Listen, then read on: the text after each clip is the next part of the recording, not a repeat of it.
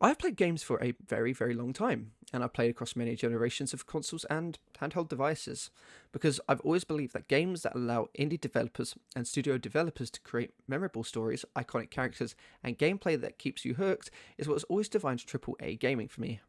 That is until now, because in my personal opinion, the tide has shifted from what would be both indie and studio devs creating memorable experiences to just mainly indie devs, and here's why.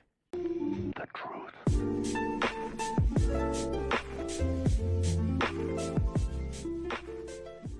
Hi, it is I, your favourite instant disappointment, Optical, and today I want to discuss my dislike for modern AAA gaming towards studios and why things have to change.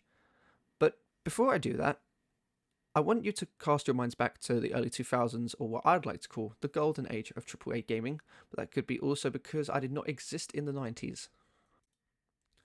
So, do any of you remember how games like Modern Warfare 2, and I mean the original one, not the one that didn't stay faithful to what made the original Modern Warfare 2 so great, but the original Modern Warfare 2, Black Ops 2, Grand Theft Auto 5, Fallout 3 and 4, Skyrim, Borderlands 1 and 2, and Halo Reach, well, they had some of the most memorable launches in history. Now, did I attend some of them? No, but I was very aware of its impact even at a very young age. But the point is that these games were heavily marketed, had memorable trailers, and had a major positive impact to the gaming industry even to this day. And a lot of these games had things known as midnight releases. And midnight releases were usually there to celebrate the launch of the game itself, and not in nowadays a day one patch that was to be fixed by a crunch development team that would probably be laid off tragically a month later. And all these games were known as premium titles. And a premium title usually meant that players would be receiving a more fulfilling experience, a load of day one content, a great level of support pre and post launch, and a memorable game overall.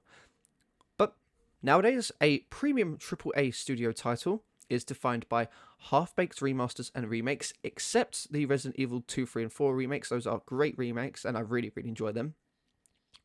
But then it had overworked developers, studio promises for games that are never kept. It had predatory microtransactions, live service models, characters and campaigns being licensed to be finished off by third-party studios.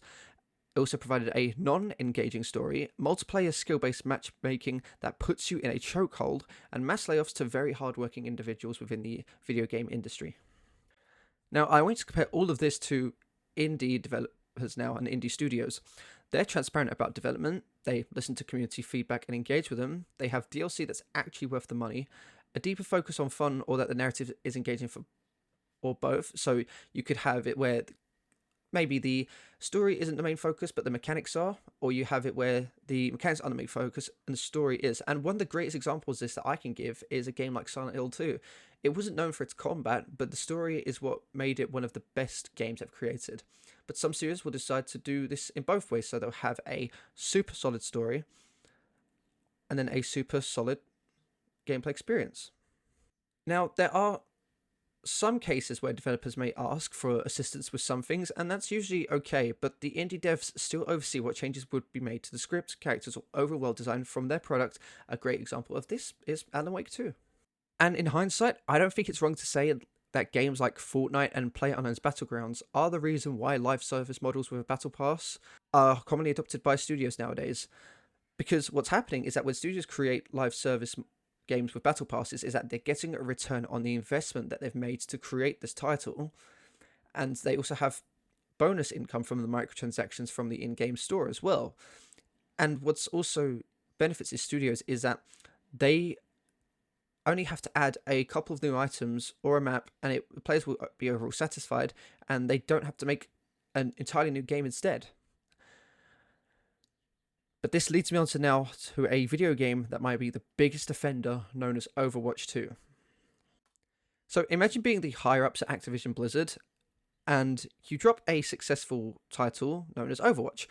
It gets criticized for its loot box system, but it gets praised for its engaging gameplay. Now, being the higher-up, you decide to basically ditch that game for an entire year, promise players new content in the form of a sequel, and then you go ahead and decide to sunset the original servers to force these players to play a graphically updated game that locks all heroes behind a battle pass, even if they earned them in the previous game. I just want, imagine that. Imagine making a game that's just updated graphics, but players basically lose everything they've earned again, and they have to earn it behind this hero pass. Just make that make sense to me. Here's my honest thoughts. Games should be engaging to lose hours in and not tiring. Games should allow players to play how they want to play, not how the studio wants them to play it. It's honestly why I believe hackers are becoming far more prominent in games like Call of Duty, because they don't enjoy the playstyle they'd be otherwise forced to play and the hundreds of hours just to earn weapons and skins. When I buy a game, I want it to be a hassle-free experience with little to no bugs and be able to sit back and just have fun or get lost in a world that actually keeps me interested.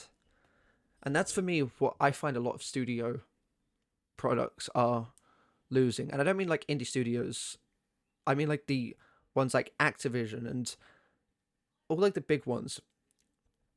Because what I tend to find is the indie developers, they are very intricate with every detail they put into the experience, and they do listen.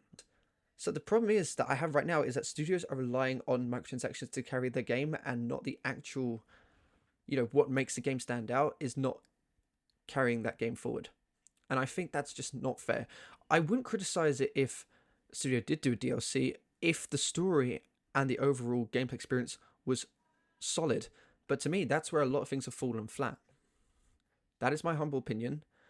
And I just think that right now it's been a very, very dark time for a lot of developers, because this has been one of the biggest layoffs in history. And they're all hardworking, they're all trying their best. And to obviously see them be pushed away, yeah, it's wrong. I've been up to cool. Please take care of yourself. Love yourself. You have a great day. Peace.